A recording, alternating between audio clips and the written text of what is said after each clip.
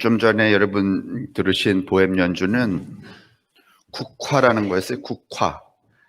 푸치니라는 분이 쓴 노래였는데 가을이니까 국화를 듣자 그래서 이제 듣게 됐죠.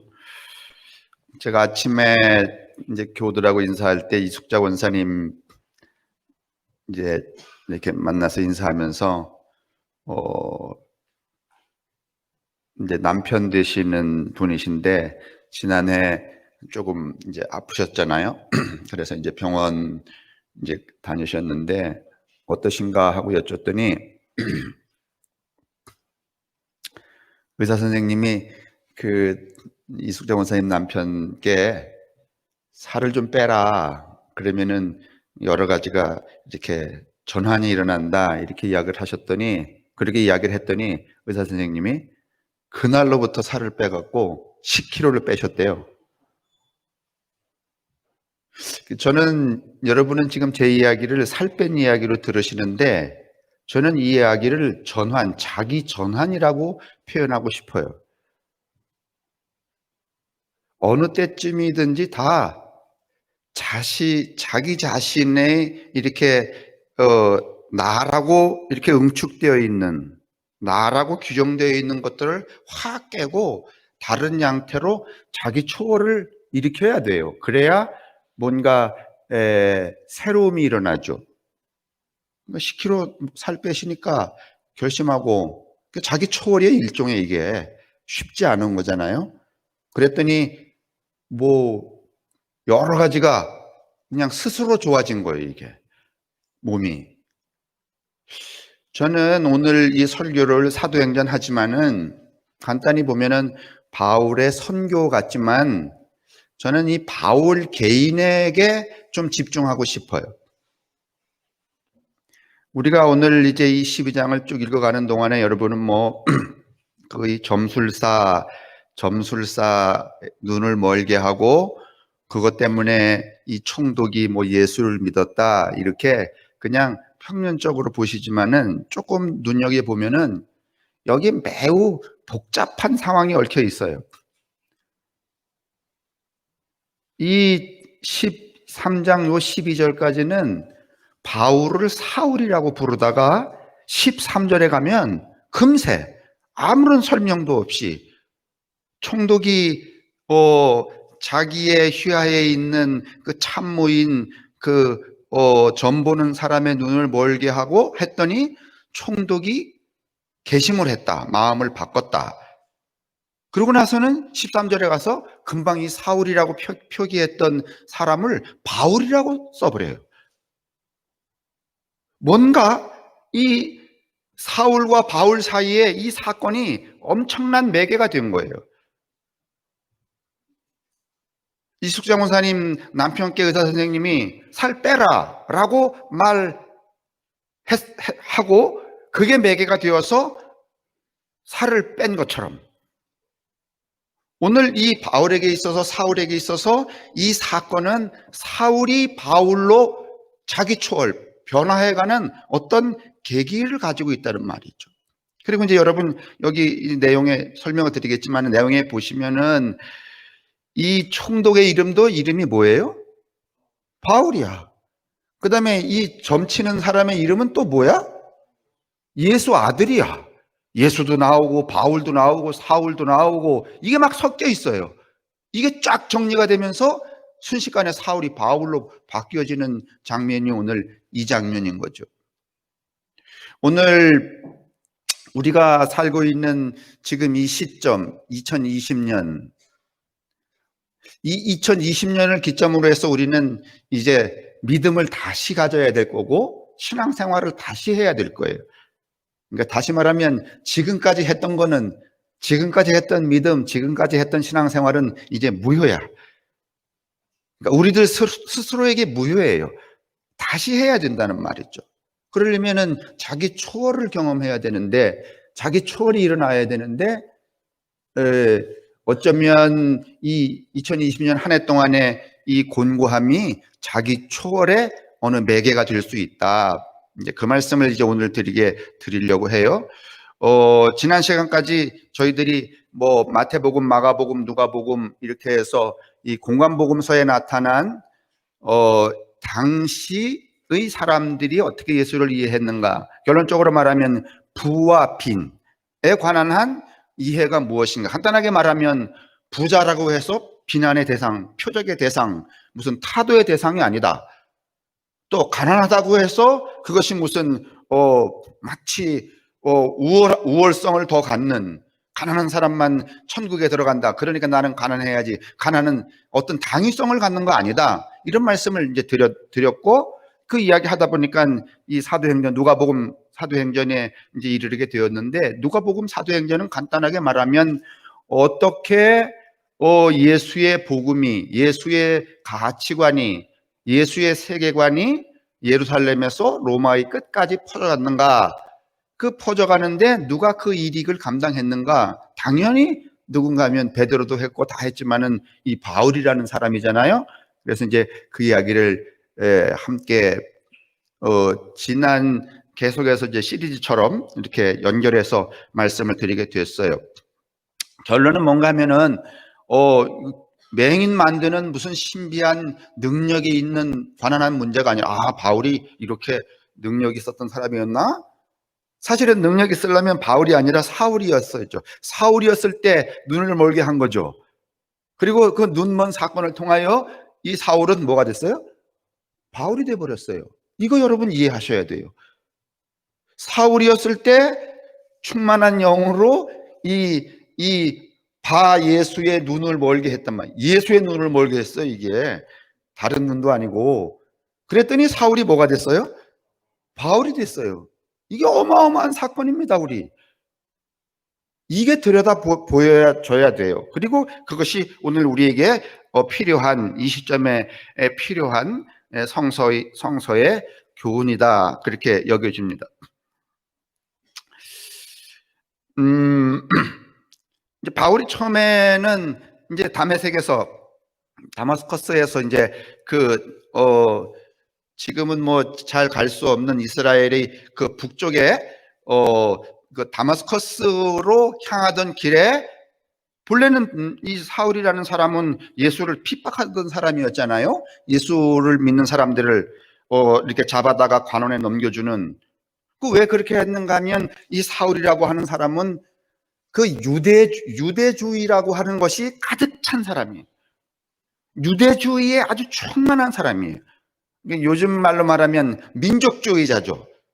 그런데 예수가 하는 이야기는 이방인도 좋다, 누구든지 구원이 있다 말이지, 할례 안 받아도 된다. 그러니까 예수의 그 가치관, 세계관은 유대주의적이에요, 아니면 반유대주의적인가요?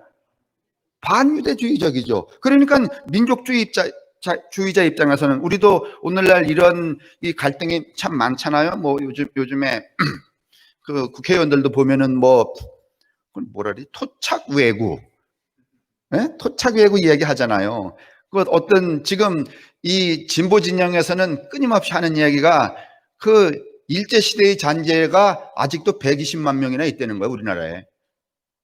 이 사람들이 뭐 이렇게 자리 잡고 있으니까 이걸 탈탈 털어서 어떡하고 내 천에 버려야지만 대한민국이 똑바로 쓴다는 거예요. 이런 사고 체계를 갖고 이것 때문에 이제 이 갈등 구조에 있는데, 민족주의자 입장에서는 당연히 그럴 수 있죠. 근데 만약에 오늘 제가 그래 맞아, 그렇게 해야 돼, 이 소위 일본에 무리든 그 외색적인 사람들은 등장하면 안 돼, 이렇게 말하지 않고, 아이고 세월이 얼마나 갔는데 이제는 뭐 그때 설령 그렇다고 하더라도 벌써 해방 이후에 100년 가까이 되어 가는데 이제는 다 한민족으로 살아야지, 그러면 저를 그 기득권을 가지고 있는 분들이 좋아할까, 아니면은 저것도 걷어내 이럴까요? 네? 그러지 않겠어요. 근데 이때 당시에 이 유대인들은 유대주의라고 하는 것이 아주 이렇게 자기들만 하나님의 백성들이었단 말이죠. 그런데 예수가 딱 나타나서 뭐라고 말하는가 하면, 야, 너희들이 하나님의 자식이 된다면, 꼭 그렇다면 돌멩이도 자식이 될 거다, 이렇게 말을 하기 시작을 하면 유대인들 입장에서 성질이 나겠어요? 안 나겠어요? 성질만 나겠어요? 이걸 어떻게 하려고 그러는 거야? 걷어내고 싶죠.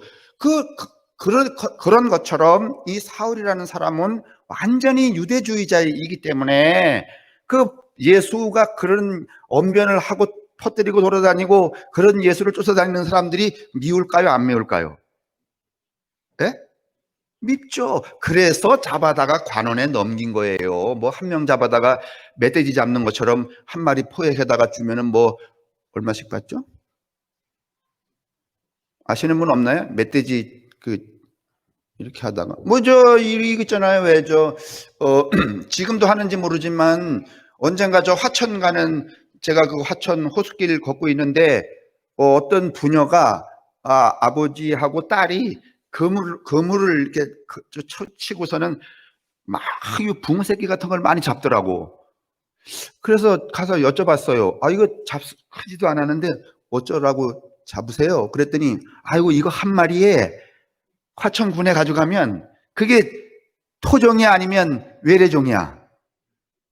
똑같은 거예요, 여러분. 외래종이기 때문에 이게 환경을 바꾼다는 거예요. 그래서 그걸 잡아갖고서는 가면 고깃값보다, 그러니까 그걸 팔아서 이렇게 하는 것보다는 한 마리씩, 그러니까 요만한 것까지 그냥 그물에 해갖고서는 이런 상자에다가 하더라고. 그거를 냉동실에 탁 넣었다가 냉동을 해놨다가 갖다 주면 한 마리당 뭐 키로로 다 하는지 어떻게 하는지 그 돈을 받는다는 거예요. 그러니까 마치 사울은 이 다메섹에서 회심하기 전까지 뭐 했던 사람인가 하면은 동네를 돌아다니면서 외래종 잡아서 어떻게 하는 거야? 그거하고 같다는 뜻입니다. 제 설명은 무슨 말인가 하면, 그랬는데 이 다메섹에서 이분이 회심을 했잖아요. 회심을 했단 말이에요. 뭐 어떤 그 과정이 자세하게 안 나와 있기 때문에 어떤 그 회심이었는지는 모르지만 회심을 하고 자기가 경험한 그 예수, 그러니까 다시 말하면 가치관이 바뀐 거예요. 전에는 이 사울이 유대주의자였는데 유대주의이기를 포기한 거죠. 그래서 이 회당에도 가고 뭐 이제 9장에 보면은 회당에서 가서 뭐 이렇게 뭐 해요. 그다음에 예루살렘 이렇게 가서 진행을 하다가 결국은 이 사울이 실패를 해요. 초기에는. 그리고 어디에 와서 이렇게 숨어 있는가 하면은 그냥 낙향해 있는가 하면 에이씨, 내가 마음을 바꿔서 세상을 이렇게 해보려고 했는데 회당에 가서 이야기해 보니까 씨알무리가 안 먹히는 거예요.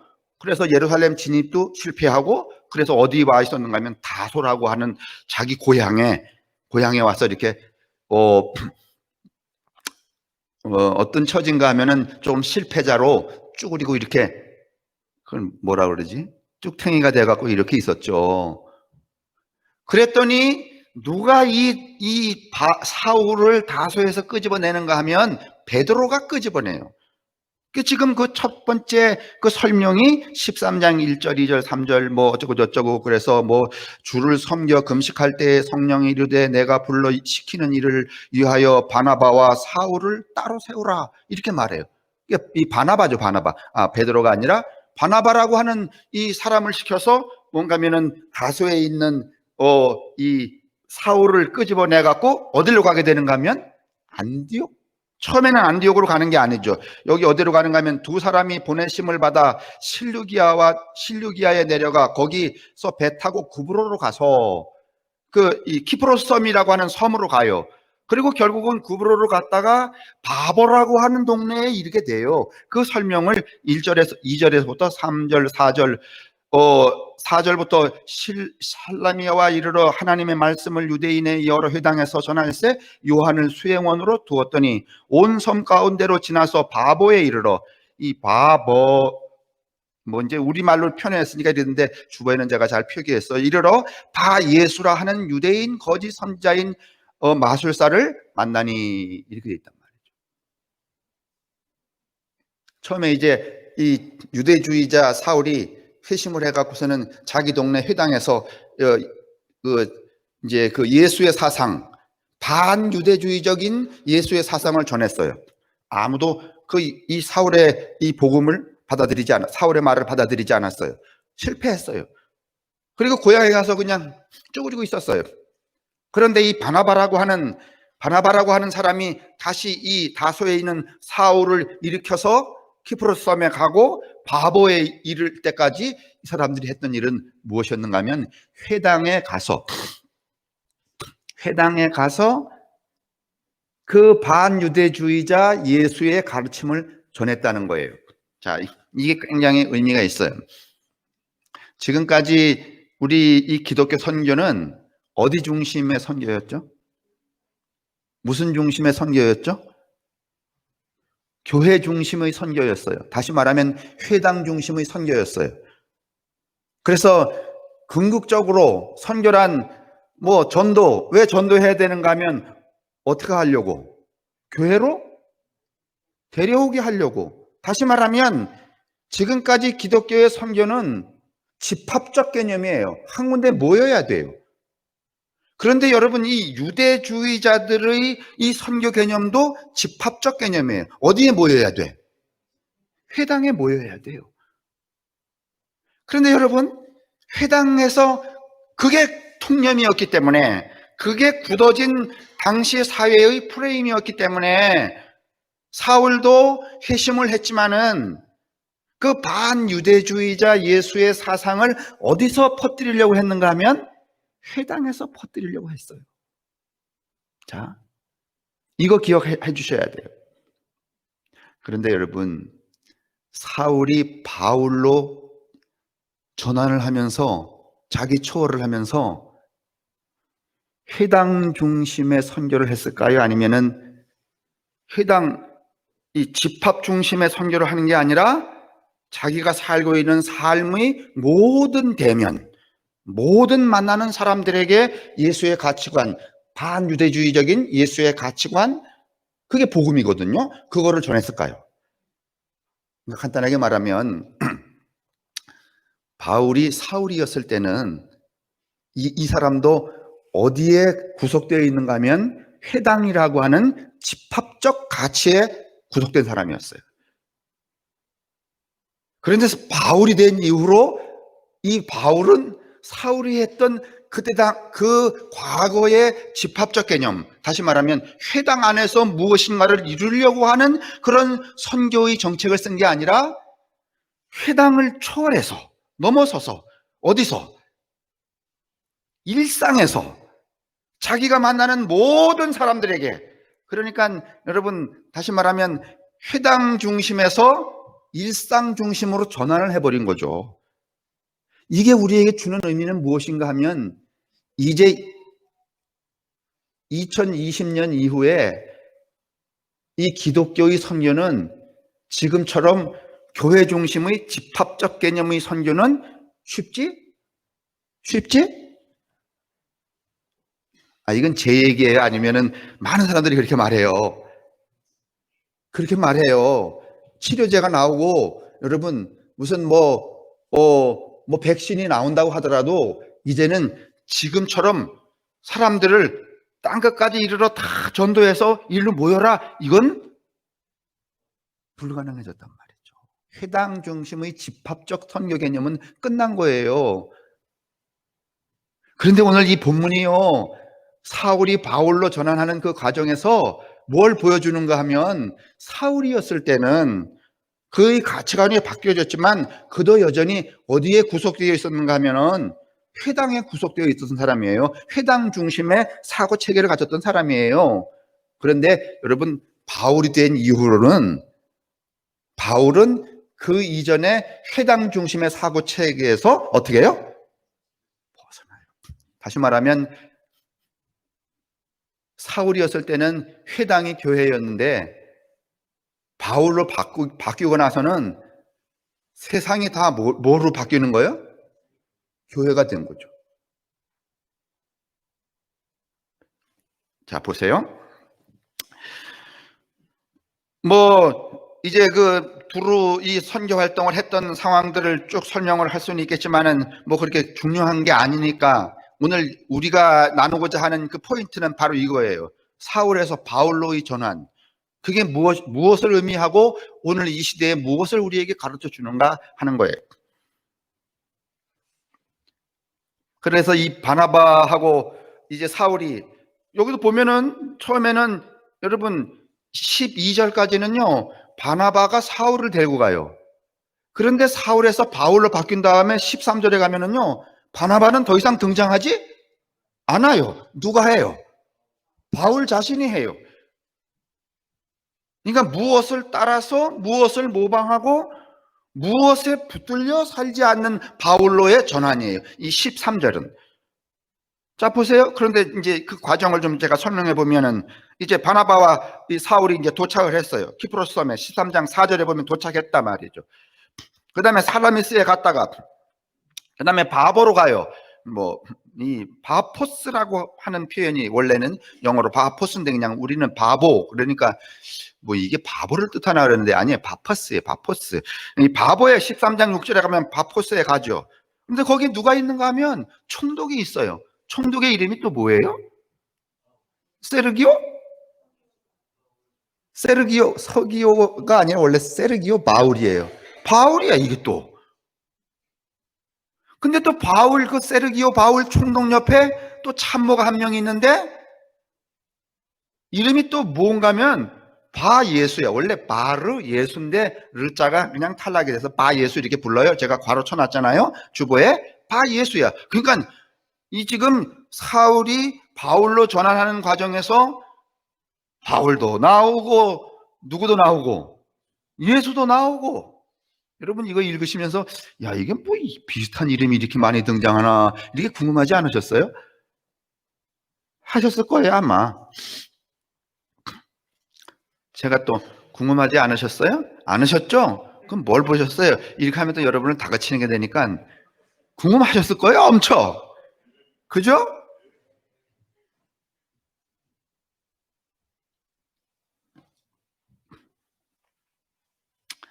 근데 여러분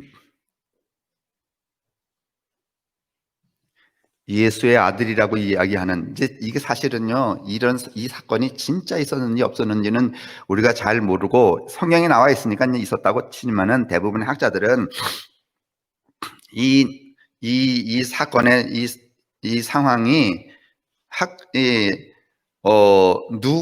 누가의 작가적 기법이라고 그래요. 다시 말하면 어떻게 사울이 바울로 전환을 했는가? 어떻게 사울은 바울로 자기 초월을 일으켰는가? 어떻게 원순이 아버님이 10kg를 뺐는가?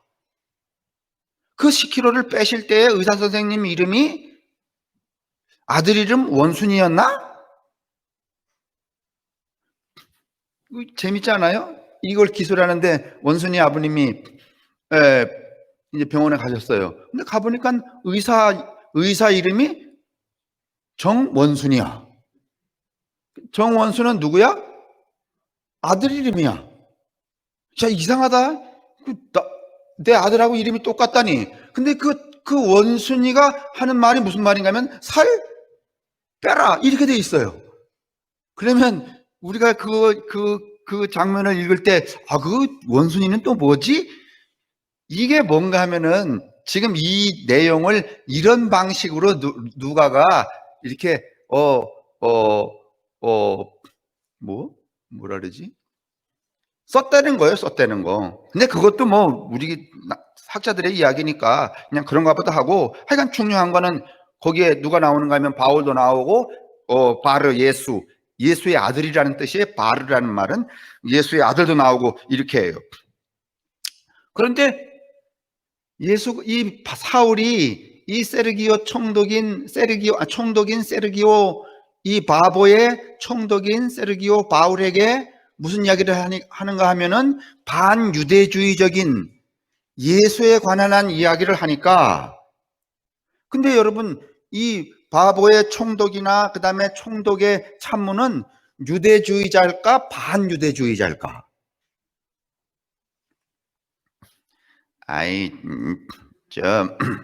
그러면 좀 무슨 얘기인지 모르시겠으면 부산시장이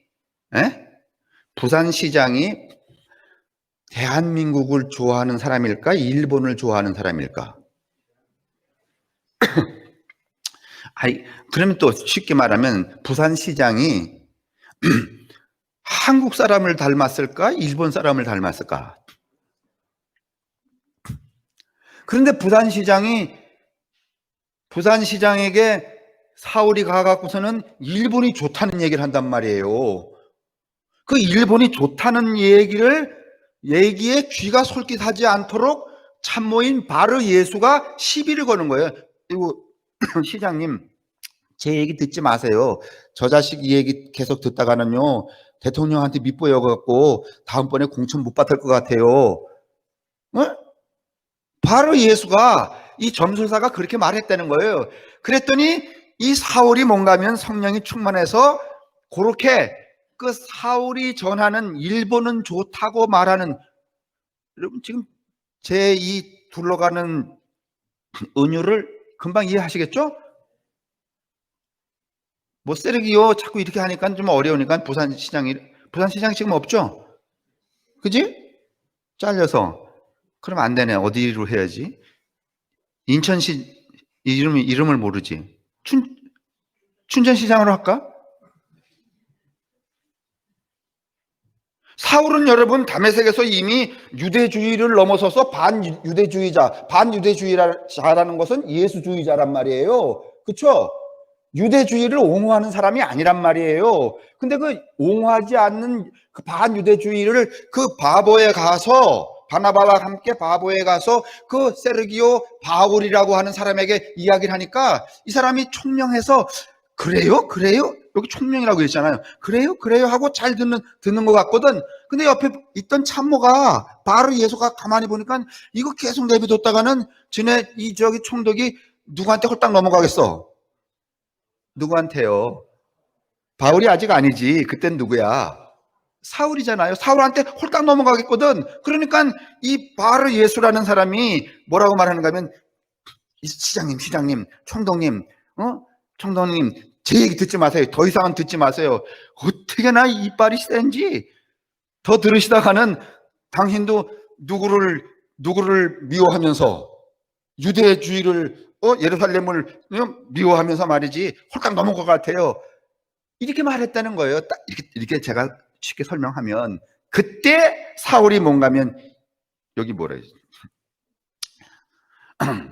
사울이 10절에 이렇게 말해요. 13장 10절에 바울이라고 하는 사울이 성령이 충만하여, 그 이상해요. 사울로 넘어가기 전에 여기 9절에서 슬쩍 흘려요. 이 바울로 갈 것이다 하고 바울이라는 사울이 이렇게 흘린 다음에 이렇게 말해. 이르되 모든 거짓과 악행이 가득한 자여 마귀의 자식이요 모든 의의 원수여 주의 바른 길을 굽게 하기를 그치지 아니하겠느냐.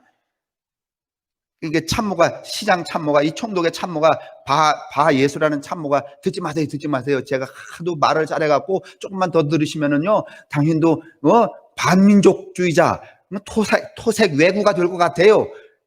이제 이렇게 쏙닥거리니까 이 사울이 뭐라고 말하는가 하면, 바울이라고 부르는 사울이 뭐라고 말하는가 하면, 이런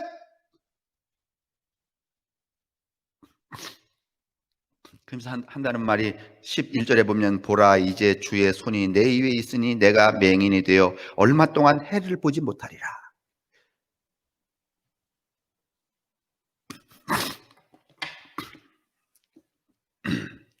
자, 이렇게 하고 이게 계기가 돼서 13절에 딱 넘어가면 사울은 무엇으로 바뀌어요? 바울로 바뀌어요. 이것은 무엇을 의미하는가 하면, 사울이라는 이름은 유대주의적인 이름이고 바울은 헬라적인 이름이에요. 이방 선교를, 제가 어디 가서 이방 선교를 저기 낯선 곳에 선교사로 갔다 그래요. 그러면 우선 선교를 잘 하려면 한국에서 쓰던 허태수라는 이름을 쓰는 게 좋겠어요? 아니면 그 동네 가서, 여기 우리나라에 와서 계신 선교사들 보면은 다 미국 이름 불러요? 아니면 한국 이름을 새로 써? 한국 이름을 새로 쓰잖아요. 근데 그 왜 그런가 하면은 그 선교사의 정체성 때문에 그래요. 그게 효율적이라면 거기에 색깔을 어떻게 버려야 돼? 벗어버려야 돼. 근데 만약에 제가 한국 사람인데, 한국 선교사인데 저기 어디 인도나 이런 데 가서 말이지, 나는 인도 음식 못 먹어. 인도 사고 체계를 난 못 따르겠어. 인도 풍습 난 싫어. 이러면 되겠어요? 아니면은 한국에서 나한테 들어와 있었던 그 한국적인 것들, 식습관, 문화, 의식, 가치관, 사고, 시선을 다 버려야 되겠어요? 예? 제가 인도 가서 선교하는데 난 김치 없으면 못 먹어. 그래서 맨날 한국에다가 전화해가고 된장 부쳐라, 고추장 부쳐라, 김치 부쳐라 그래서 그것만 처먹고 그러면 선교가 되겠어요? 예? 뭐 끊고 김치 끊고 뭘 먹어야 돼요? 그렇죠. 카레에 머리를 박아야죠. 그러면 사울이 여러분 이방인 선교를 하려면 유대인의 색깔을 완전히 버려야 되겠어요? 아니면 조금씩 뒤집어 쓰고 있어야 되겠어요? 버려야 되죠. 그러면 뭐도 바꾸고 이름도 바꾸고 의식도 바꾸고 태도도 바꾸고 가치관도 바꾸고 거기서 유대인들이 했던 그 개념도 다 어떻게 하고 송두리째 버리고. 그게 뭔가면 사울에서 무엇으로 바뀌어지는 거야? 그걸 전환이라 그러죠. 맞죠?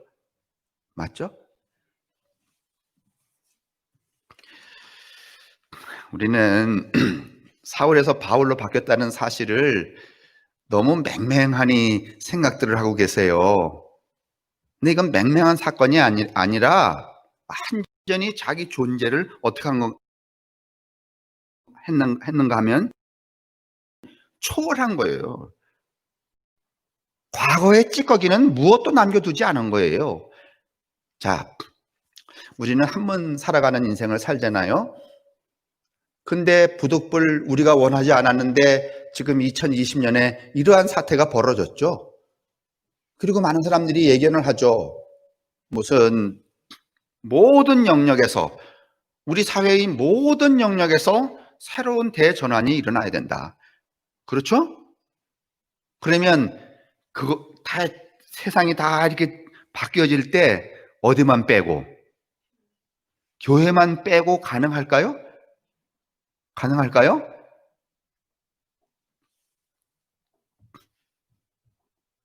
이미 여러분 제가 어제 그 신문 자료 보니까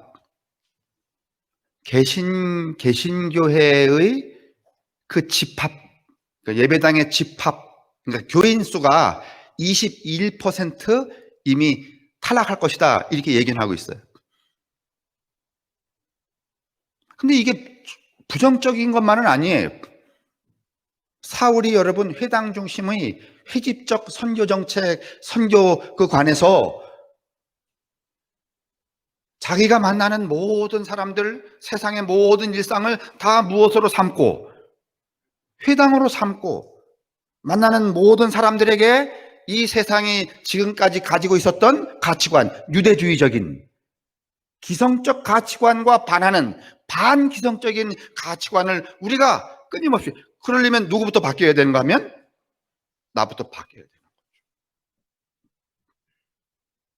그러니까 오늘 우리는 이 시점에서 우리 교회가, 우리 개인이, 우리 사회가 사울에서 바울로의 대전환의 계기에 놓여져 있다는 거예요. 그것을 거부하고 그것을 방해하는 여러 가지 우리 인습이라든지 우리의 지식이라든지 관성이라든지 경험이라든지 그 하는 것들, 그걸 다 뭘로 우리가 이해할 수 있는가 하면 바르 예수, 이 점쟁이라고 말할 수 있죠. 그런데 지금 이 점쟁이에게 이 사울이 뭐라고 말하는가 하면 하나님의 손이 내 위에 있으니, 자, 잘 보세요. 하나님의 손이 내 위에 있으니 너는 맹인이 되어서 잠시 못 보게 될 거다 이렇게 말했어요. 지금 하나님의 손이 우리 위에 있어서 우리가 못 보게 되는 게 아니라 마스크를 못 열게 됐죠. 맞죠? 여러분 이때 정신 안 차렸다가 어느 시점에 눈이 멀게 하는 바이러스가 생기면 어쩔 거요?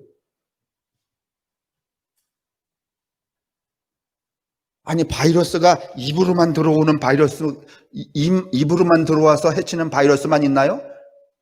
수억 종류인데 그 중에 여러분, 눈을 못 보게 하는 바이러스가 하나님의 손 위에 있어서 우리에게 덮친다고 합시다.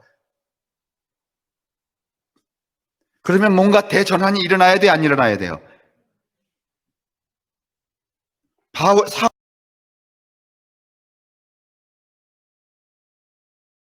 사울이 말해요. 하나님의 손이 너희들 위에 있어서 그 손의 능력으로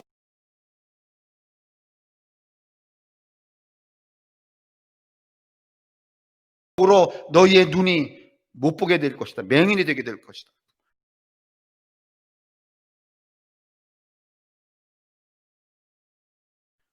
근데 하나님의 손이 지금 우리 위에 있어서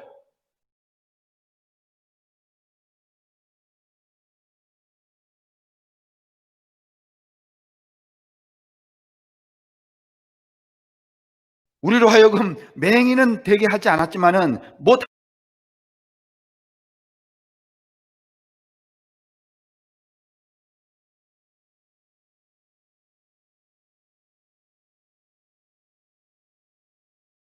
하게 했어요?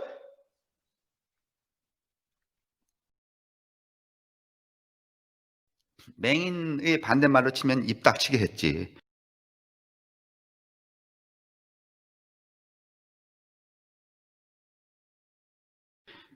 그렇죠? 입 닥치게 했죠.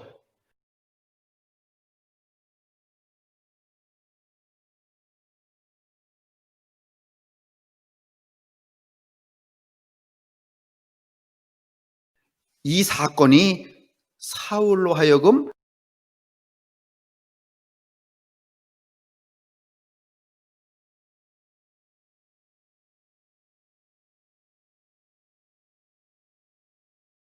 무엇이 되게 한 거예요?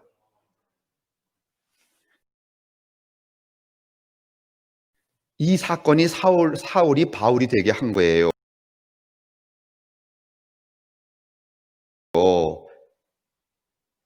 간단하게 말하면 이방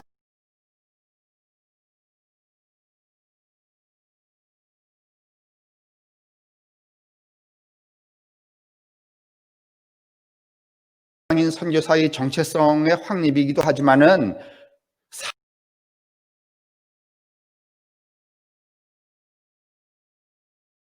사울이라고 하는 한 존재의 대전환에 해당하는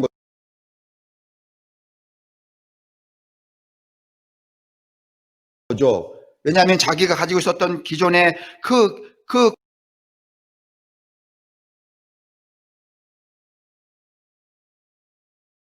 관습들, 관성들, 인습들, 그 다음에 가치관,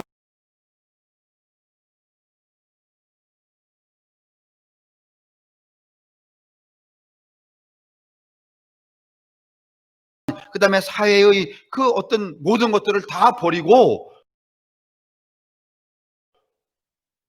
반유대주의, 다시 말하면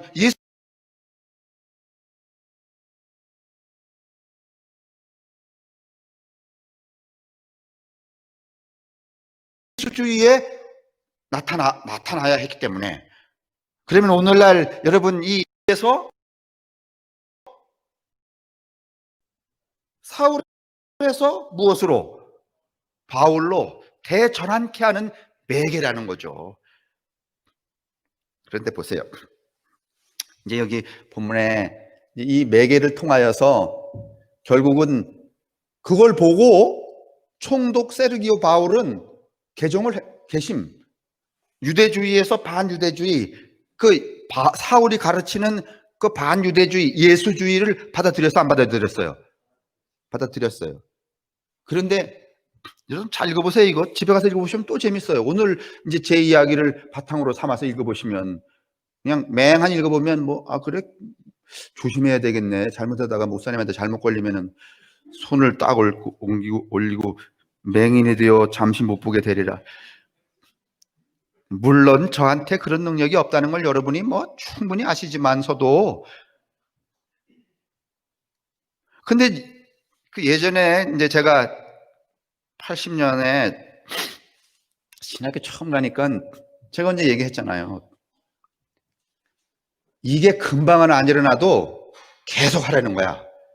너 그렇게 말 안 듣다가는 내 기도하면 너 맹인이 될 거야. 그게 계속해서 반복적으로 얘기하다가 한 10, 20년 지난 다음에 어떤 교인이 자동차 사고로 눈이 안 보이게 됐어. 그러면 그게 뭔가 하면 그때 허 목사가 기도해서 응답받은 거야. 그러면 그 하나의 예로다가 대중이 다 어떻게 버리는가 하면은 쫄아버리는 거야. 겁을 먹는 거예요. 그런 효과가 있대네. 그래서 그때 우리 목회 상담학을 가르치던 목사님이 계속 그랬어요. 금방 안 일어나도 계속해라. 어느 땐가는 걸린다.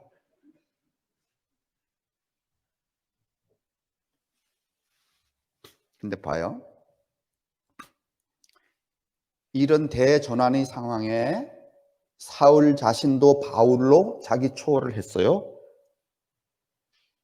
세르기오 총독 세르기오 바울도 그 자기의 참모가 맹인이 되는 그 매개를 통하여서 유대주의자에서 반유대주의자, 다시 말하면 자기 초월을 했어요, 안 했어요? 했어요. 보세요. 오늘 2020년 이렇게 1년 반 정도, 1년이 이제 다 넘어가도록 우리가 이런 상황에 닥쳐서 자기 초월을 일으키는 교회도 있을 거고, 자기 초월을 일으키는, 다시 말하면 사울에서 바울로 가는 교회도 있을 거고, 사울에서 바울로 가는 교인도 있을 거예요. 그러나 또 다수는 여전히 누구로? 바울로, 사울로 살게 될 거예요. 그러면 그렇게 사는 사람은 마치 뭐와 같다? 뭐와 같다? 바르 예수와 같다. 사랑하는 성도 여러분, 원순이 아버님이 의사 선생님의 말씀을 듣고 살 빼는 일이지만은, 그냥 가장 초보적인 것으로 우리가 이해를 해서 살 빼는 일이지만은 자기 초월을 얼마나 좋으실까? 10kg 빼시고. 네? 그게 자기 변화란 말이죠. 자기 초월이에요. 그게 뭔 매개가 있었던 거예요. 그 매개를 통하여서 그렇게 자기 초월을 경험하는 것처럼 너무 답답해 하지 마시고, 그 다음에 또 내년 어떻게 될까 걱정하지 마시고, 여러분, 사울에서 바울로 나아가는 그 열망이 여러분과 제 속에 있기를 주님 이름으로 축원합니다. 이 레비나스라고 하는 철학자가 일찍이 그런 이야기를 했어요. 우리는 이제 일상 살아가면서 늘 누가 주체인가 하면 내가 주체예요. 내가 주체예요. 그래서 다른 사람의 얼굴에도 내 얼굴을 갖다 들여다 박으려고 자꾸 그래요. 왜 나처럼 생각 안 해? 왜 나처럼, 그러니까 나에게로 모든 것이 집합되기를, 생각도 나에게로 집합이 되고, 뭐, 이렇게 집합이 되기를 원해요. 근데 이제는 그러면 안 된다는 거예요. 그 레비나스의 철학은 디아다스라고 하는 그 타자의 철학인데, 이제는 내 얼굴을 저 상대방의 얼굴에다가 그렇게 요구하지 말고 상대방의 얼굴을 나의 얼굴로 삼으라는 거야. 내가 윤 장로님 얼굴 봤더니 너무 고통스러운 얼굴이야. 그 얼굴을 나의 얼굴로 삼으면 그의 고통이 나하고 어떻게 되는가 하면 연계돼서 그 고통에 대하여 연민이 일어나요, 안 일어나요? 일어나게 되죠. 가난했을 때도 마찬가지예요. 이제는 선교의 방식이 이렇게 바뀌어야 되는 거예요. 지금까지 여러분 선교는 이 집합적 개념이 있어서 여러분이 어떤 얼굴을 하고 있든지 그 상관없어. 그냥 가공된 걸 막 던져. 그 던진 것 중에서 여러분이 먹을 수 있는 사람은 먹고, 이렇게 소위 말하면 지금까지 선교는 소매가 아니라 도매지. 근데 이제는 그 개념을 벗어야 된다는 거예요. 저는 이 13장, 사도행전 13장에 나와 있는 이 누가의 아주 기막힌 이 작품 속에서 이런 것들을 지난 한 주간 동안 읽어낼 수 있었어요. 아, 이게 여기서 이렇게 등장을 하는구나, 결국은.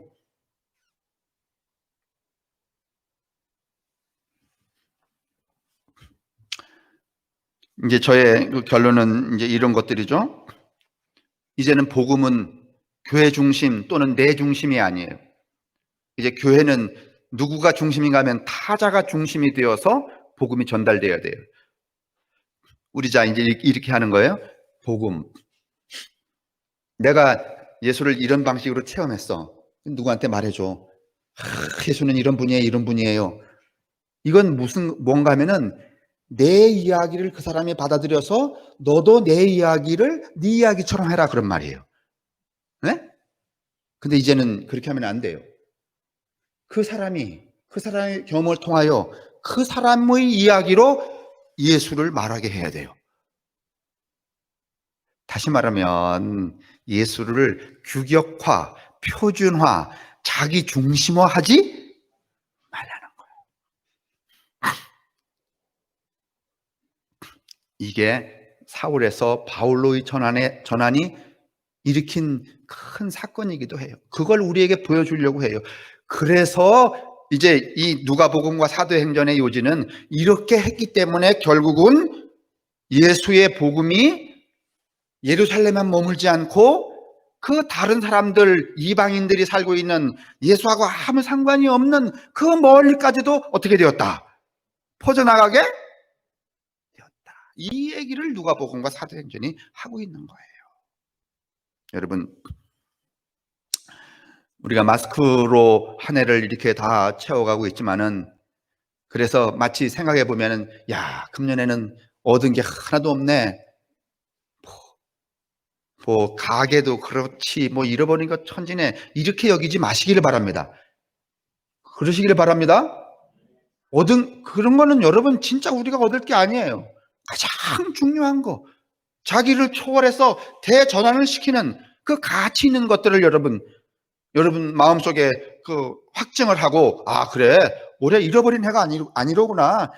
아주 본질적인 나의 정체성에 대해서 내가 깊이 성찰하고 정말 바람직한 것을 얻었구나. 이렇게 배부른, 처음에 우리 김정기 권사님이 그렇게 기도했잖아요. 곤고한 중에서도 풍요를 체득하는. 어떻게 오늘 정말 우리가 성령이 충만한 것 같아.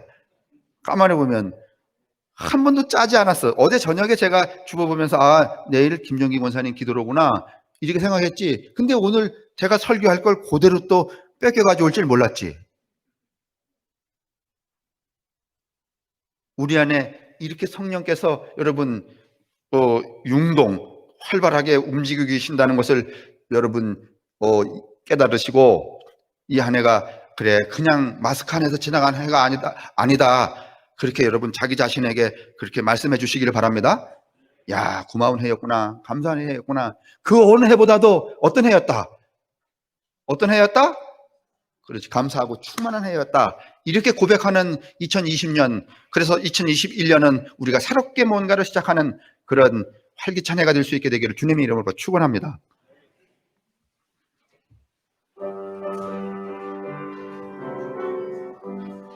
성부와 성자와 성령의 자비로우심과 또 깨닫게 하심, 그리고 장차 우리에게 복 주심이 언제나 당신의 사랑하는 교우들과 가족들 그리고 저의 이웃들에게 함께 하시기를 간절히 축원합니다. 아멘.